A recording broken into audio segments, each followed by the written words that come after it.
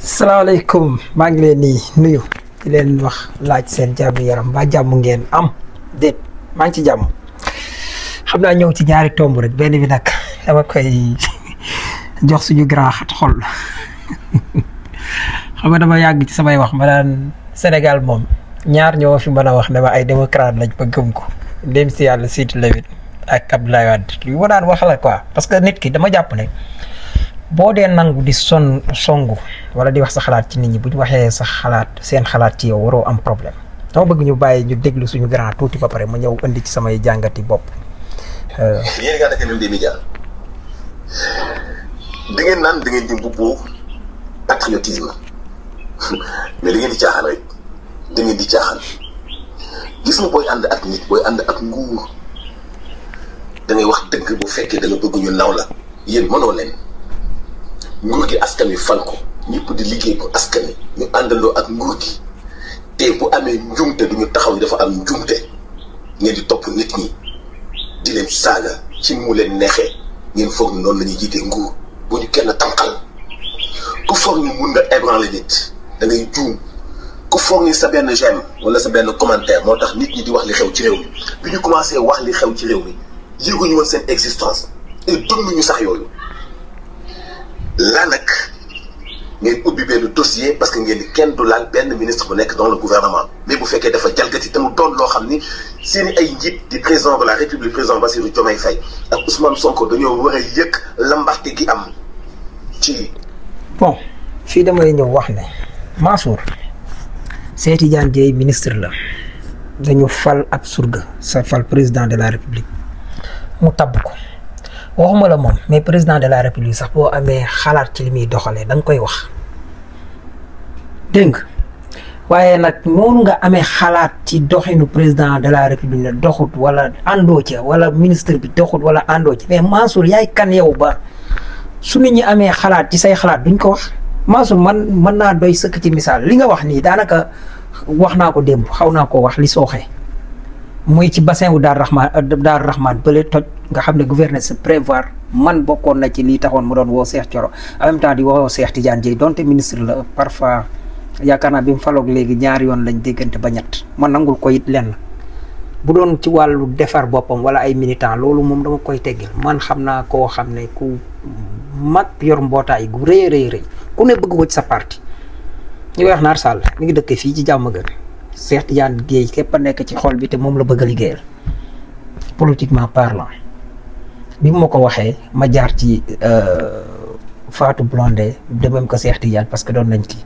mais bi ma leen joxee seen numéro même ñoom ba nëga ni mu ne ma yow sa kii taluma daanaka mi ngi ci nang ma ne ko loolu da ngay xam ne réew mi la tal loolu dama koy seede ci moom mais li doxut dama taxaw ne doxut pourtant gis naa ay nit yu commentaire même li ma wax Cheikh Thioro ñi ci àndu damay comprendre parce que Cheikh Thioro dafa am attitude boo xam ne man xam naa man jàpp naa ne loolu du yoon ma wax ko ci moom keneen ñëw mën a wax li ma xalaat daal ne ma yow li ngay wax mën a ngay wax ma ne ko nag li nit ñi di wax man may wax li ma wax mën a su ma fenoon nga mën koo wax comme yaa ngi jàpp ne warumaa wax mën a xalaatam la mais Mansour mais yenn xat xol yi mais problème la yow war a wax ci penc yow yéen kan man daal dama gis une partie de média ñenn ci ñoom boobu wala ci ñiy wax man loolu dama ko gendiku ci moo xam média yi wala ñenn ci doomu soxna yi foofu laay waxe ñoom dañuy xalaata wax nit ñi toog bu leen neexee yedd nit ñi waas leen ñoom kenn du wax kenn du yëkkati xalaat yéen bu ngeen jiitu may na les politiciens en bon dos fii Sénégal politiciens yi gannaaw gu yaatu la ñu am ci ñëpp nag laay wax ñoom la ñuy wax ci ñoom mais ñoom li ñuy wax yéen bu ñu leen tegee lu toll ni tarfatal ay benn nangam ak naam ki wax sa kaw nga naan ko dépendre ma ci sem ak ana foom ganaar bees di nga laa bi cuy lii wane ne sa xol banque yi dagg wane ne naqari na la je suis désolé parce que man sa wax ji bi ma ko dégloo man bari na ci loo xam dama ci d'accord ak yow mais démb même wax naa ko li doxul parce que foofu paa bi doon wax ministre bi ba ne bu masaana woo ONAS dañ naan ko fii point bas la du fi am ndox nangam mais point bas boobu waroon nañu amaale lu koy solutionné mais loolu wax naa ko am na ñeneen ci patriotes yi ñu ko wax parce que nag li ci patriotes yi lenn lañ leen rawee muy ñun dañuy nangoo waxante dëgg suñ biir même bu ñu waxante dëgg après amul problème mais boo xatee xoolal da ngay génn ci langue gi loolu dama ko doon rek ñamali la woon ci côté kii ma ñëw nag ci kaaw caat dama leen di delloo rek loo xam ne waxoon naa ko ay jamono ñu bëri di dal sama kaw man bu may alerter rek yàgg dañ ciy daj ñu déglu waa ji tuuti parce que am na loo xam ne faram fàcce liñ ci wax am na solo ci wàll yu bëri jël nañu en compte presque daanaka lépp luy aspect ci vie wu Sénégal muy côté politique côté économique côté social côté justice aussi mais ñu seetluwaale aussi que dem nañ sax ba wax ci mbirum xarale ak lëkkale ci réew mi lenn rek laa si gisul. te sàkku woon ko lool mooy ñaata la moo koy financé. ak yan bailleur ñoo koy financé gisuma ko ci quoi. xam naa ñàkkul peut-être nekkul ci document bi dina nekk ci document final bi mais bëggoon nañ xam jusqu'à quelle hauteur les projets yi ñu présenté tey ñaata lay doon 18 milliards pour premier quinquennat bi donc 18 000 milliards et qui seront les partenaires et autres ça c'est important pour toujours dans le site. lii bi ñuy lancé vision 2050 bi boobu laa ne woon bopp bu rëy ndeket taxato mën a dégg waa ji raakami ba ca saal ba toog li bopp bii rëy yëpp maanaam dégluwut noonu il a fallu que sama doom bàyyi bi mu ne xaw ma ñaata moo koy financé à quelle hauteur te alors que fi mu toog wax nañ ko wala xanaa da nga doon nelaw wala da ngaa laaloon lu bon ci fii bi mu génnee waa ji ne ko 18 000 milliards taxul ma maa ko wax 18 milliards kii maanaam li mu reere bi sax xam ko xaatam ak nangam moo am mais nag dafa am lu mu wax xaw ci bokk ak ki nga xam ne mooy Mansour Diop tuuti saa su nekk mu ne Pastef violence verbale pourtant dégg ngeen woyam bi lépp violence verbale la Pastef ngay gis nit nekk ak ñoom ci plateau. maa ngi tuub Pastef ngay gis nit nekk ak ñoom ci plateau jàpp mbaj dóor kumtaabal lu ne nga def ko ba say loxo toqi waa Pastef jóg tontu la ñaar nga ne dañ maa saaga wax ci yëpp mooy lu rawul maanaam li mu wax fii li Pastef di tontu nit ñi ba tax ñu naan leen da ngeen saaga li mu wax ci woyam bi ëpp na loolu xam nga taxaw na ne fen ba fay 200 millions waxi APR yi la ñu jëme ko Ousmane Sonko caat xam nga ne loolu du dëgg yow da ngay fen xam nga ko xam nga ne da ngay fen te pourtant yaa ngi koy wax li nga def nii nag mooy xaxar xam nga xaxar ak gànjar mooy nit ki nga xam ne soit ñu takkal ko wujju wala ñu defar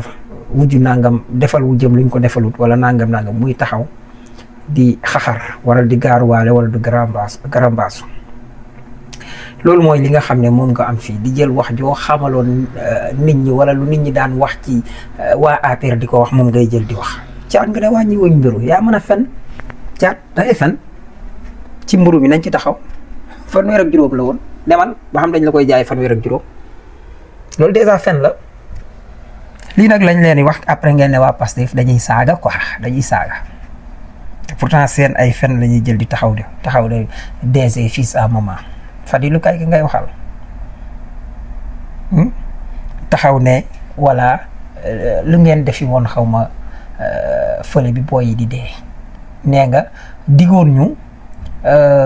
approbation indi ñu interprétation mais caat mais loo xamadi xanaa dégg nga juriste yi soo abrogé xam nga lan lay doon loi du dabu dañuy wax loi plus douce maanaam bi gën a nooy rek lay profité maanaam amnistie bi vote la loi la mais booy voté waat approbation loolu tamit loi la boo ko abrogé ñi nekkoon ci situation wu amnistie ba yëpp nga xam ne amnistie bi ñëwoon na ñoom ñu profité ci ñëpp même kii la ñuy nekk ci même rang la ñuy nekk ñoom dañ koy profité xanaa ñeneen maanaam tey soo abrogé woon amnistie bi ci ñeneen ñoo xam ne dans le futur la mën a dal maanaam ma jox la exemple comme sa nopp yi ubbi ko bu baax bi ñuy indi loi criminalisée lii nga xam ne tey mooy criminalisé ci li nga xam ne mooy viol am nañu ñu àtte woon viol ba ñu nekk ci bañ tëj leen nga xam ne du woon crime délit la mais biñ ko criminalisé ñooñu duñ ñëw àtte leen crime yooyu te pourtant liñ defoon crime la loi bi ñëw na looloo tax ñoom du leen concerné mais lii ñëw en l'avenir lay concerné noonu la loi mel looloo tax ñu interpréter parce que boo abrogé woon ñi rey Baba Kana ba waa kër Baba Kana defoon plainte àndoon ko ak Amnesty Seydi Gassama ñu ko ci jaajëfal bu baax mu boole leen ak médecin légiste doublé d'expert balistique mu enquête ko tey ñooñu dañuy raw moo tax interprétation bi mooy tax ñooñu duñu raw te interprétation biñ koy def am na ci la parce que conseil constitutionnel ñoom doo leen dañ leen di saisir ñoom duñu àddu dañ leen di saisir moo tax bi ñu leen saisiree ñu ne Amadou Ba mbir mi saf na ba pare maanaam li nga bëggoon loolu mënut a dañ kon li Amadou Ba bëggoon mooy lan mooy ñu dem topp crime de sang yi loolu mooy li am lañ dem topp ñu amnistie ñi nga xam ne ci wàllu politique wala nangam noonu la demee. loolu moo tax tey bu fekkoon ne tey loi dañu jékki-jékki criminaliser ko maanaam liñ criminaliser woon ñu jékki-jékki ne léegi dañ koy def délit ñañ àtte woon crime ñoom daf leen di profiter dañuy dugg ci délit bi moo tax ñuy wax loi plus douce non rétroactivité noonu lay toll moo tax ci foofu ngay jël da nga doon xaxar rek dugg ci way xool da ngaa ŋaang rek bàyyi xam nga li ñuy wax xaxar rek nga fi def bu weesoo son bu neex parce que man dama bëgg li ñuy wax saxophone dama ko bëgg trompiste yi noonu ak yooyu musique bi moom jaar na yoon li nga fi def mooy da nga daan def pour jël ñoom ne nangam li Pastef waxoon tey pourtant dëggal nga ñun loolu lañ bëgg mais justice bi moo ñu bloqué justice bi ci boppam mooy li nga xam ne tey moo nekk benn de la rey nangul muy président de la république moo ne woon day génn ci conseil supérieur à la magistrature loolu day waxam la woon bu ko respecté wul nag loolu dañ ko koy wax ba tey li tax respecté wu ko moo ñu ko war a wax xam naa daal am na lu gën a gaaw pour président Diomaye nga respecté ko bu li gën a gaaw muy nga délégué loi kii yooyu président nu mu tuddati président de la république nga délégué loi yooyu premier ministre mu am ko bu ko defee la nga waxoon tey da nga koy mën a respecté te même effet lay doon kooku kon ci at interpellé la ministre monsieur le président de la république lii laa fi gis amul leneen nag lu may arrogance waxi réewande taxaw fii juutu di jaay dangam wala nangam te alors que yow nee nga waa Pastef saaga soo waxee ñu ne la nangam te pourtant yéenay def li léegi nag nii ma la génneele say fen ci biir mbir mi nga ne zéro loi fen nga ba tey foofu voté nañ fa loi voté di fa voté loi nag que justice pare conseil constitutionnel jàllale ko loolu ci seeni loxo la loolu ci seeni loxo la des muy justice ñoo am cëggal gu loolu day wane ne séparation de pouvoir mi fi am dafa am nag loo xam ne mënatul jàll parce que nag Pastef dafa am benn sens boo xam ne mbir mi xaaruñu rappeurs yi pour ñu xeexal ñu ko comme ni ñoom Macky Sall defoon di laqatu ci seen ginnaaw ngeen di taxaw ay Soros la xaw ma kan ak ñeneen ñu nekkoon ci seen ginnaaw jamonoy Abdoulaye Wade ngeen koy fenal di ko sosal di taxaw di wax li ngeen wax ba jële ko fi ci complot boo xam ne mën naa am yëgoo ko parce que man waa kër gi Y'en a marre dafa am ñoo xam ne dama leen ci respecté parce que dama xam ne ak lu mën a am mooy dëgg moo leen tax a jóg mooy Aliou Sané de même que kër gi loolu génnewu ma la ci mais ñeneen ñi ay Fou Malade gi Fadel Barok ay Simon Kouka man ñooñu masuma leen a gëm ñama ci gëm daal mooy ñoom ay maas ak yeneen mais ñu mel ni dama jàpp ne am na ci yéen ñoo xam ne comprendre doon nañ li leen France doon def ba pare mais dañ ci ànd ak moom mais yow moom comme naxa nga yow xamoo dara mais am na ci ñoo xam ne dañ leen a indurale en erreur ba daane fi liñ fiy daane ngeen pare taxaw maa ngi fàttaliku ne 2014 bi ngeen ñëwee yéen fi ngeen xam ne du ngeen dara 2014 bi nit ñi di ñëw ngeen commencé yuuxoo waa PDS bi ñu jékki-jékkee ëpp leen fi da ngeen a mujj réglé Pastef nag bi mu ñëwee combat am délégué wu ko laqatuwul ci ay ginnaaw syndicaliste wala ay ginnaaw rappeur wala ginnaaw nangam ñun du ginnaaw sëriñ du ginnaaw keneen ak keneen ñun dañu xeex suñu xeex ba pare te ni mel ak ñun baax na génneel fukk téeméeri kaset ak juróom fukk dañ koy sax cons bu musique bi neexee ba pare di ko fecc pare xam ne li ngay wax da ngay fenn musique bi moom neex na la Talla Sylla la Abdoulaye waxoon Talla Sylla ne ko ndeke baat bi neex na foofu lañ toll ak yow ñun yii ngeen nekk dañ ci nekkul ñun dañu vacciné wu dañu xam li ñuy xaar dañu xam lan moo ñuy xaar voilà xam naa nag ki la jaay diw bopp waaye boo nga yëgal ko suñu jigéen ñi parce que ni sa kawar di kii moom loolu moom sopp naa ko ci macha allah wax ma rek ki lay lan mooy sa secret